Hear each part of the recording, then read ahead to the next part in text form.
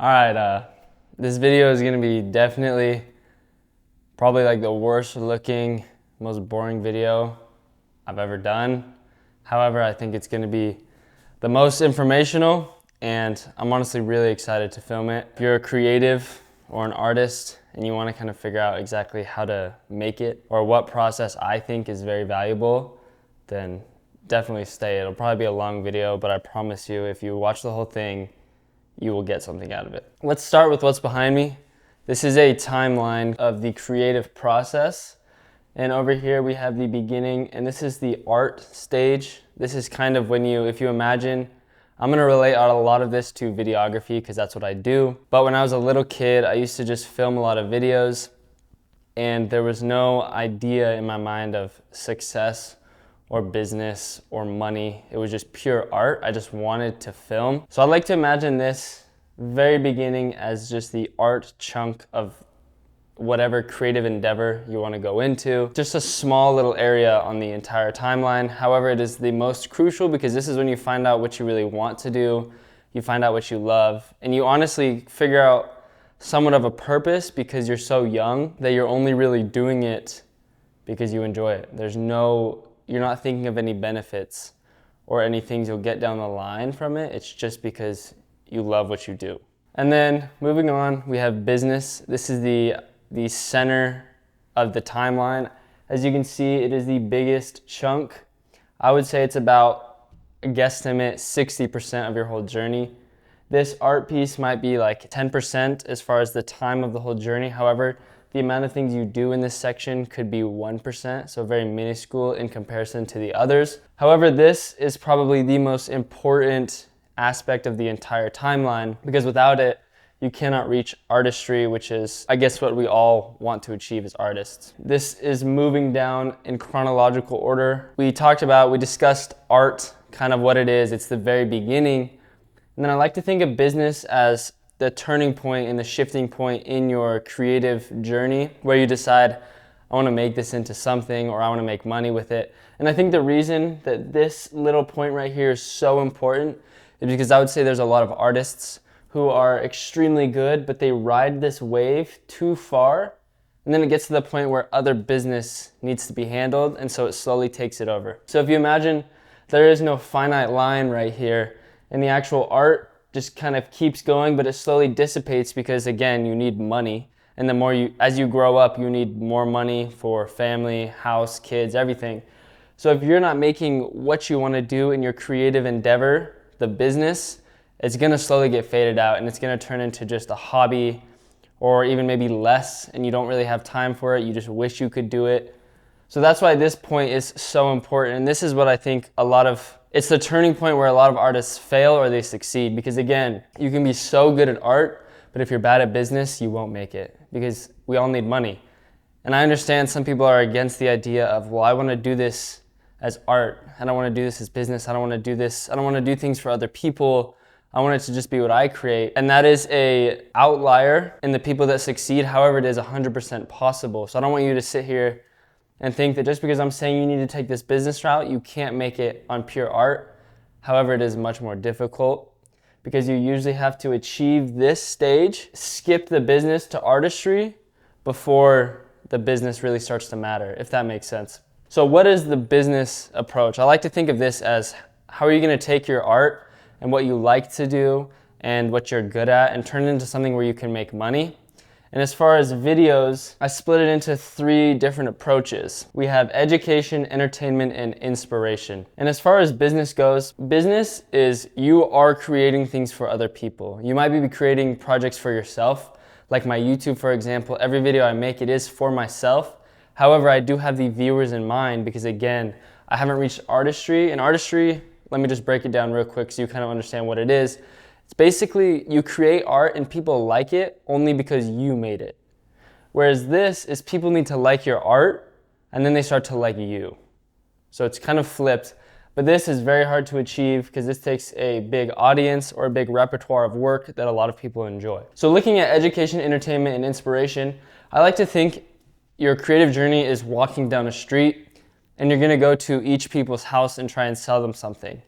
but you look down and you have a ball and chain attached. This ball and chain is going to be education, entertainment, and inspiration. These need to be attached to a lot of projects that you do if you want them to succeed. And again, every single thing I say is not exactly how you need to do it, but this is just from what I've learned and from books I've read. They all kind of seem to give off this same idea and same approach. So when I say it's a ball and chain, what I mean is if you make a YouTube video, and you can look at my channel for example, I released a couple of just pure art pieces and they did very poorly because there was no really education, inspiration, and entertainment, or there was, but it was very low and it was more so just a project for me. So a lot of videos I do are very education heavy.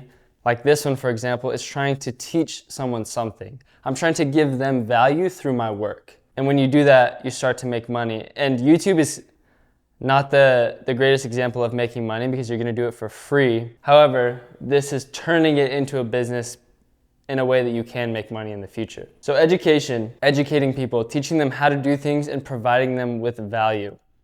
Entertainment, this would be someone like Logan Paul or PewDiePie or whoever, where they're not educating anybody, but they are giving pure entertainment. So their currency is laughs and enjoyment. So that's why another thing, you might not have to educate, but you have to entertain. You have to be funny or have a lot of graphics, things for them to look at. You have to keep them engaged, basically. Number 3, we have inspiration. And this is more so, you might not educate them, you might not entertain them, but you can inspire them. So you can make a piece that can be extremely boring. However, the piece itself is only meant to inspire the viewers and the audience. Now that we have kind of a breakdown of all 3 of kind of what they are and what they do, I like to incorporate, or at least try to incorporate, at least 2 into each of my videos to have them have a higher rate of succeeding.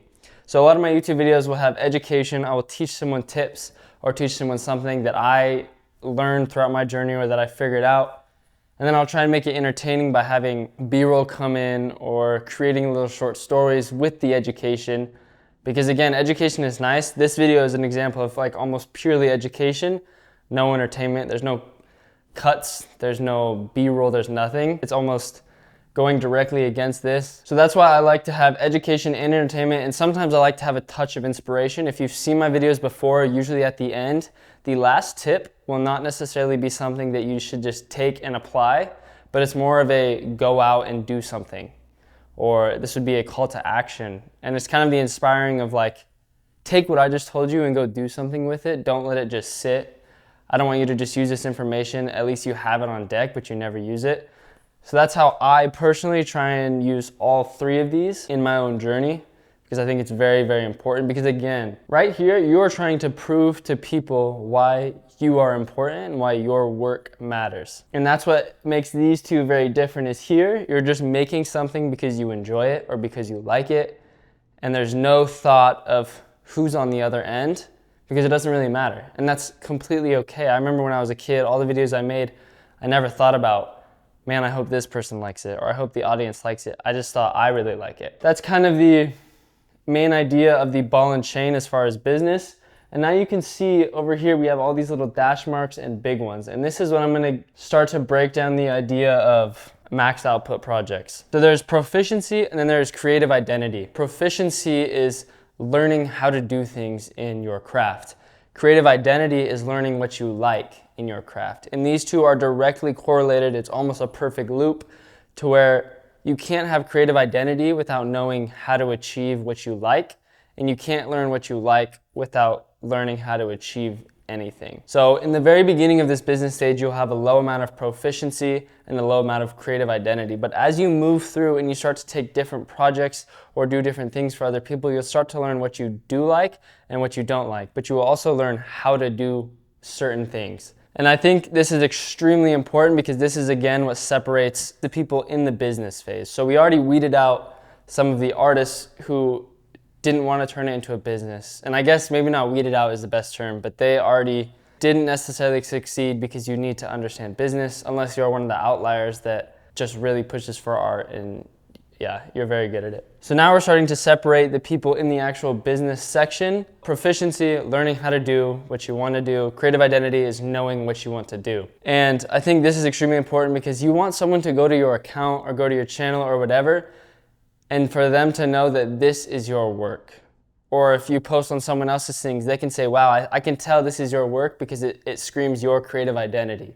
And again, to do that, you need the proficiency. And so now looking at these tick marks, we have these big lines are called max output projects. And I like to think of these as 100% proficiency and 100% creative identity. So if we look at it, this project is a max output, but then we have all of these little lines. The little lines are just projects where they're very small, they're easy, but you take something small home from that project, whether it's, this is not how to light this, or this is how I like to do my audio in this, or I really like using this selection of music. So that's just taking little single things and helping you with your proficiency, which again will help you with your creative identity. So if I learn right here in this little tick mark, I want to light my interviews this way. In the next video, I'm going to light my interviews that way, and then I'm going to continue to do it down the line, and that's going to become my style. So when someone sees an interview, they go, oh, this is Max's interview because that's the way he lights it. So that'll, again, build your creative identity. But max output is when you take all of your proficiency, so every single thing that you know at the current time of making that project, and you use it to develop 100% of the creative identity, again, at the certain time of the project, and I believe that gives you creative evolution. And creative evolution isn't just evolving every project and again, taking a couple things with the next project, blah, blah, blah, but it's making a project that is very good and it's almost better than what you should have made at the time you made it. And I believe that these are extremely important and you will understand why later, but having a couple of these in your business journey is super valuable because you need it to just become better, but you also need it to level up as a videographer or just an artist in general. So now that we have the idea of max output, business, and the art, we can start to focus on the artistry. And if you guys have read the book Mastery, this is very similar, artistry. They kind of work hand in hand, but basically it's becoming the master at creating the art you want to create. And just if you look on the timeline, all we have is big max output projects. And this is because once you go through this business line enough, people will like your work only because you made it. So this is when you can start creating things, again, back on this art line, where it's whatever you want to do, but people like it because you made it. But again, you need to prove to people or your audience or create a catalog that shows I have a creative identity, I have the proficiency, and I create really good work. And as you move through this, you will start to have more of a creative identity and you will start to have more of a style and you will start to separate yourself from everyone else because again, they're also moving down this line, so everyone's kind of jetting into their own direction. But artistry is definitely the goal if your purpose in life is to be an artist or a creative or do something in that realm, then I would say this is hopefully the end goal. So now I'm going to break down kind of how to get from here to here or how to do a lot of these projects. So one big thing I guess is kind of how do you do this? How do you create max output projects? How do you do education, entertainment, inspiration over and over and over? Because again, if you're trying to make 100 different projects, but they all have to fall into this line, it's going to be difficult to do. So the way you do this is by replication. Obviously, you're going to have to remake things or do things that are very similar. You can't reinvent the wheel every single project. So the way you do that is with different articulation. And what I mean by this is you have these same ideas in different forms. And a good way you can do this is by using new relations. So you can discuss the same thing, but you can relate it to a person instead of a group, or you can relate it to a time period instead of a person, or you can relate it to just all these different things. That way you're discussing the same topic, but with new relations. Another way you can do that is with different verbiage. So if I'm doing a video on lighting, I can say one of them is cinematic lighting, then I can say one of them is cheap lighting, and then I can say one of them is natural lighting. Even if they're all somewhat similar, like they're all about lighting or they're all about cinematic lighting, using different verbiage helps the viewer not feel like they're getting somewhat of the same information, and it can also help you relate to different viewers. If they didn't understand this topic, but then they understand this same topic with new verbiage, very beneficial. So that's kind of what I've personally been struggling with is like, how do I create videos that are educational, entertainment, and inspiration and not feel like I'm just making the same videos over and over again?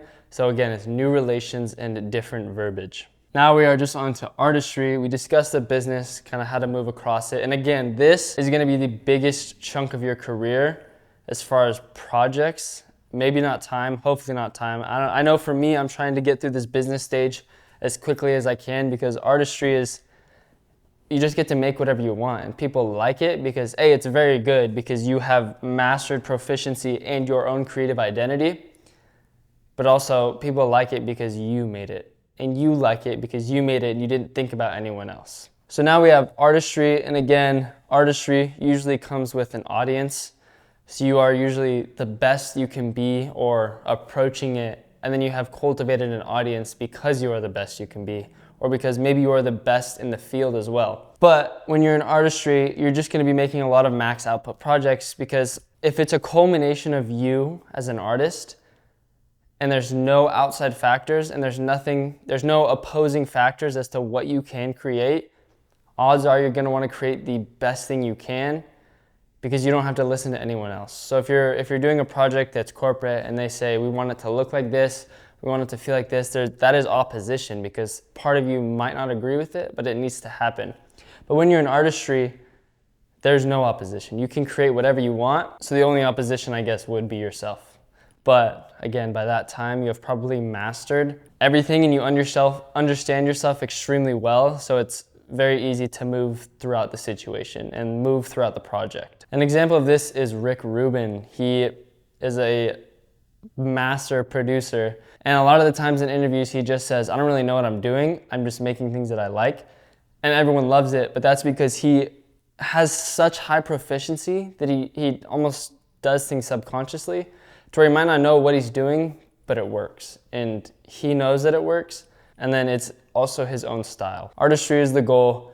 But again, I mean, hopefully this whole thing made sense. It's not anything, I guess, completely new. However, it is something that I thought was extremely valuable, because I was kind of struggling with like, okay, how do I do this for a long time? How do I move throughout the whole creative space? And how do I find myself as an artist? How do I succeed? Blah, blah, blah.